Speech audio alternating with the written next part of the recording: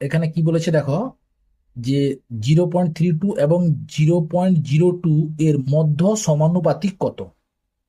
যদি মধ্য সমানুপাতিক বের করতে বলে তাহলে যে দুটি সংখ্যা দেওয়া থাকে সেই দুটি সংখ্যাকে গুণ করে বর্গমূল করলেই মধ্য সমানুপাতিক বেরিয়ে যাবে। তাহলে মধ্য সমানুপাতিক কি হবে না, মধ্য মধ্য সমানুপাতিক সমান √অফ 0.32 ইন্টু 0.02, এটা সমান হবে 32 দিয়ে 64। দুটো দুটো চারটার পরে দশমিক আছে, তাহলে চারটার পরে দশমিক হবে। 64 বর্গমূল কত হয়, 8 হয়।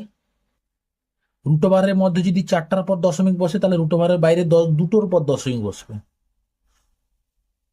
তাহলে কত হবে 0.08, অর্থাৎ অপশন বি হচ্ছে রাইট আনসার। যদি বুঝতে পেরেছো তাহলে বলো এই দুটোর মধ্য সমানুপাতিক কত। কত হবে তোমরা কমেন্ট বক্সে লিখে জানাও।